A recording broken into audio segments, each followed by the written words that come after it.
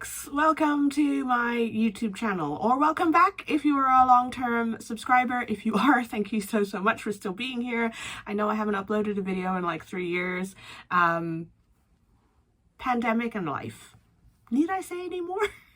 If we haven't met before, my name is Tash and I am a small business owner and self-taught wildlife illustrator. I run the small business Hatchling Makes, which I have been running for coming up to 6 years now, which slightly boggles my mind. I think this is the longest job I've ever held. In this video, I'm going to be talking all about how I have set up my bullet journal for the upcoming 2023 year, how I use it to keep track of my things in my small business and also my life, and I hope you enjoy it. And without any further ado, let's get on with the video. So I have been running my small business now for going on 6 years, and I've used a variety of different planning methods, and I wanted to touch very quickly on Notion, just because this is the planning method that I have been using for 2022 and the latter part of 2021, so for about 18 months now. And whilst I love Notion because it can be on my laptop and on my iPad, as you can see here, and on my phone, I was finding it really difficult just keeping track of where I've got things. As you can see, I've got a whole bunch of different things here on the left hand side, but then I also have like extra pages in my Hatchling Makes dashboard, and things were just getting lost, and I was finding myself getting frustrated with this, and despite it being portable, as in I could have it on all of my devices, I don't tend to carry my iPad around with me very much, and I was finding it really difficult to use on my phone. So I am not going to be using Notion for 2023. Instead, I am switching back to the physical planner format for bullet journaling. So I have been using a bullet journal since 2019, but I can't find that bullet journal because I think I may have thrown it away. I remember it was a notebook. Sorry, lots of cars going down my street today.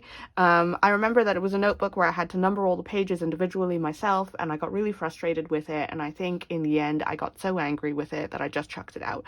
But in 2020 I went out and I purchased this Leuchtturm 1917 dot grid bullet journal. It's 250 pages, and the dot grid is just perfect. It comes with an index already at the front for you, so you don't have to create your own index pages, which I really liked, and it just means that it makes it really easy for me to bullet journal. These were made for bullet journaling. So this is my slightly battered 2020 to 2021 journal. Obviously didn't get a lot of use in 2020 and early 2021. I wonder why. And then I sort of fell off using a physical planner for a little while. But like I said, I've not been enjoying Notion very much recently, and I really wanted to get back into using a physical planner because I love the mundaneness of looking back into this one and seeing things like when I had appointments and when I met up with friends, and seeing my notes and seeing how much my business has grown since then. It's just a nice way to have like a nice record to look back on, I think. So I'm just gonna pop this up there so I can slide this into view a bit more. I think that's better. Can't quite see. I'm a really minimalistic bullet journaler. I don't go for like loads and loads of fancy doodles and stuff like that. I would love to be that person, but I just am not. So my tools are really fairly simple. Pencil for sketching out my layouts. I find sketching out my layouts really helps me to keep things looking nice and clean, and then I can count out exactly where I want boxes and things to go. Then I have a variety of fineliners, my Pigma Micron in 05, and then I have a couple of Windsor and Newton fineliners in 03 and 08. And then this one here, which is a Unipen, it's actually a dark gray, which I love, which is again in an 05. Water and fade proof. I think just the Windsor and Newton ones are not waterproof. They do smudge a little bit. although it does say water resistant, but you do need to give it some time to dry. And then I have a Ecoline brush pen in a gray. That's what I've been using, essentially. So I've already set this up, but I thought I would just flick through and show you how I have set it up, and maybe talk a little bit about why I have set it up in this way, and then hopefully this will help if you are also looking to start bullet journaling for your business. Gosh, I'm tripping over my words today. I have this nifty little pen loop, which I had actually stuck into the back of this journal, and I cut it out and have just put some washi tape on the back of that and stuck it into here so I can reuse it, because they're like £5 each. They're not cheap, these little pen loops. And I also have this plastic cover, which I got from Nikki Supply Studio, which I like it because will be chucking this into my bag and taking it everywhere I go this year. Just make sure that the cover is kept nice and neat. And then I've got this big cat sticker on it, trying to channel this sort of calm energy this year. That's the plan anyways. So straight into it. I originally thought I was going to be like super fancy and use this like hand done font, and you'll see very quickly that I got bored of that because it took me a really long time to do, but I think it looks nice for the first couple of pages. I've got my bullet journaling key here. Let me just pop an eraser under there so that keeps it flat. And that's what I use to keep it flat when I'm doing all my layouts as well. So I've got my key here, fairly simple, basically standard bullet journaling key. Task is an empty square, half filled squares means I've started it, full square means I've finished it, square with an arrow means I've moved it. Events are circles, finished events are circles that are filled in, important things are stars, and squares with X's are cancelled tasks. So yeah, so that's the key, fairly straightforward. 2023 cover page. I didn't do cover pages in my last bullet journal, but I quite like them. I quite like being able to have moments where I go, oh, this is what was in this month. I didn't do it in this one, and I find it confusing to know what month certain things happened, because I didn't write down what months. So I'm trying to be better about that, and keep this as a log. Then going straight in with my future log. And I've done all the spreads for these, but I haven't actually filled them out yet, because this will be not just for my business, but also my personal bullet journal. So I will have my own personal dates and events and birthdays and appointments and reminders and things like that in here.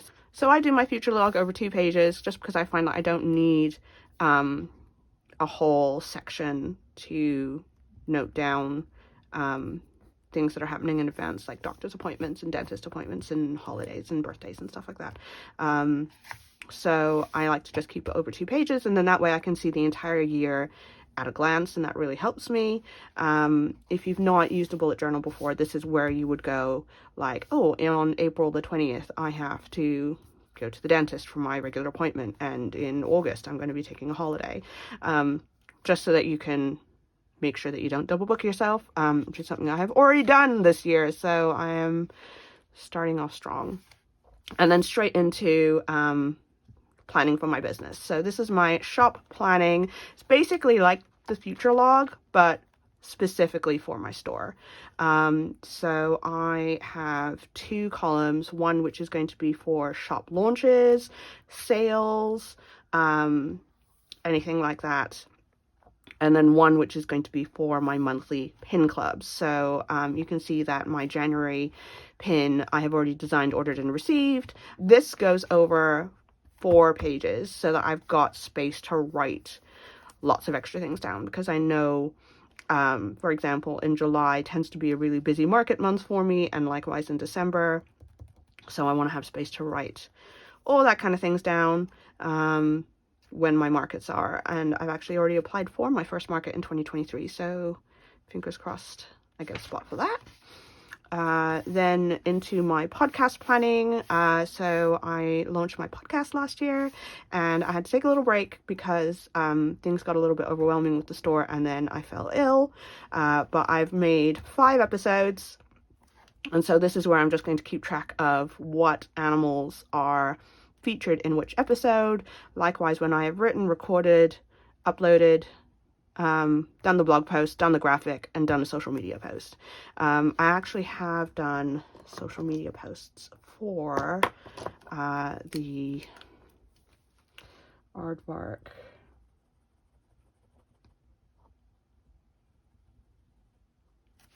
and the wombat. I know that for sure. I need to just double check to see if I've done them for the other ones, but I know those 2 I've definitely done social media posts about. So, and that just keeps me on track to make sure that I am basically on schedule. I post a new episode every other week. So then this way, hopefully, it will keep me on track. And I made sure that I did it over 2 pages, so then I have enough space for an entire year's worth of content. That is the plan anyways. Let's see how we go. Moving along, we've got the 2023 goals. I've got little tabs. This is probably the most doodly I got in the whole spread, apart from maybe the title pages. But I've got 3 tabs, one for work, one for personal, one for health. You can do whatever you want. If you don't want to do goals, if you want to call it intentions or whatever. And then I've done, just to keep it all a little bit thematic, I've done this sort of fern, which I draw on a lot of my artwork anyways, as the little theme sort of running throughout. You don't have to do that. That's the nice thing about these bullet journals. You can keep it as simple as you want it to be. If all you want to do is write the name of the month, you go for it. If all you want to do is do straight boxes, you know, instead of making it little filing tabs that I've done here, you go for it. That's what I love about bullet journals, as opposed to regular dated planners, because I always feel bad when I skip a week in a regular dated planner, whereas in a bullet journal, I just don't make that weekly spread. It's really nice.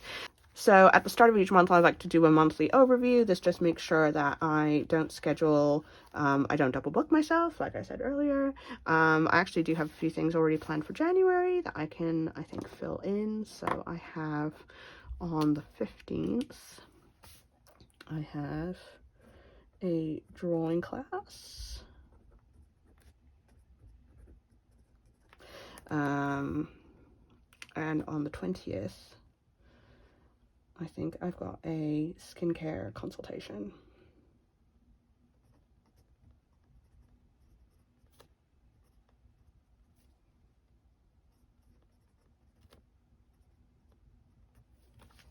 And then this just makes sure that I don't overbook myself. Oh, actually, also on the 3rd, I've got a dentist appointment. Definitely need to remember that.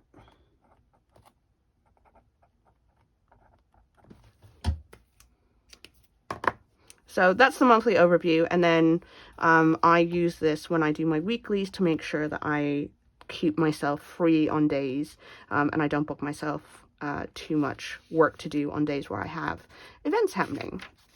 So then this is a new spread that I'm starting this year.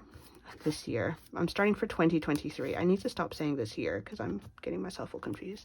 But this is going to be my content plan. So I've got all the days and then the days of the week down the side. The grayed out ones are weekends. I'm going to try as much as I can to keep my weekends free in 2023. We shall see how that goes. And then planning my content for Instagram, TikTok, my newsletter. I'm just going to pop in here when I've got my podcast episodes coming out, and then keeping track of some stats. I spotted all of these plans, by the way, all of these layouts, with the exception, I think, of this one. But all of these kind of layouts I found on Pinterest. Thank goodness for wonderfully creative and generous people who share their work online, because I would never have thought to do a content plan in my bullet journal otherwise. And I think this is going to help me to keep on track and to make sure that I'm not neglecting any of my marketing tools. And then I've got an empty box down here, which I've left blank because I don't know what I'm going to fill into it yet. We'll see how we go. 2023 charity tracker. This is just going to be who I'm fundraising for each month, how much we raise. This is just a nice, easy way for me to see at a glance how much we've raised rather than going backwards in my expenses sheet, because that my expenses sheet runs from April to March with the tax financial year. So to have it like this is just really helpful for me. And then straight into my first weekly layout. Now, I've already done the weekly layouts for the whole of January, and there's a couple of reasons for that. Number one, I wanted to try a couple of different layouts to see which one I liked best, because it's been a while since I've done some bullet journaling. Two, because I like to have all my weekly layouts together. This just makes it nice and easy when I'm flicking through and planning stuff. Like I can already put in, for example, my skincare consult on the 20th, so I can make sure that I keep those times free. I do have a tendency to otherwise forget to come back to this page, so that just means that I've got it in a couple of different places and it just keeps me on track. And then it's just nice to have them all together, basically. And like I said, I'm trying a couple of different layouts because I don't know which one I'm going to like the best. I did use this single page layout a lot, but I feel like it will not give me as much space to do stuff. And I've done it for this first week of January because, let's be honest, nobody really gets started until like the 7th of January, right? That's what I'm hoping anyways. So yeah, so this is my January layouts, again, all from Pinterest. Thank you very much to those creators. And then I always try and pop a little mini calendar just so I know what week I'm on. I have a tendency to have a bit of tunnel vision, and when I get tunnel vision, I forget that like the next week is the start of February. So I know, for example, when I do my email on this Friday, that I need to have made my February digital downloads for my VIPs by then. But I forget and I just go, oh, today's the 27th, and then I get to the 30th and then I go, oh my gosh, I've forgotten to do the digital download. So I'm hoping having a little calendar is going to keep me sort of looking at not just what's happening directly in front of me, but sort of at the bigger picture as well. Blank page, because I like to have my title pages starting on the right hand side. That's just me as a personal preference. And then I've done the February layout for the monthly overview and my content plan as well, because I know that I am already going to start planning my February content in January, and I know that January is going to be already a busy month for me. So I like to have a couple of months in advance, just the content plan and the monthly overview, so that I don't feel rushed at the end of January to get this done. I deliberately look for minimalistic bullet journal layouts because I don't want to spend a huge amount of time on them. All it takes is for me to count the squares, which is really fine. And then the content plan is exactly the same as the one for January, so I could just look at where I had drawn all the boxes, which was really, really nice. So that's what I've got at the moment. And I will also probably look at adding a couple of extra pages for things like the 100-day project later on in the year, which I'm hoping to take part in, and Burb Fest, which I think is going to be starting in February as well, which I would love to take part in as well. I'm hoping to do a lot of drawing challenges this year, so writing things out in my journal, keeping it like this, just really helps me. I'll show you what I did for my 52 species prompt list when I was doing that in 2020, just writing out all of the species, and then C was for created, P was for posted, and then I just went down the list. As you can see, I only got to 18, but that's okay. So that was my bullet journal layout for 2023. I hope that was helpful. If it was, then please let me know by leaving a comment below. And if you use a bullet journal and if you have any suggestions for other business related things I could include in my bullet journal, other business related spreads, then let me know that as well. I hope you have a wonderful end of 2022, folks, and I will see you in 2023, hopefully with some more videos, and have a wonderful, wonderful rest of your week. Bye.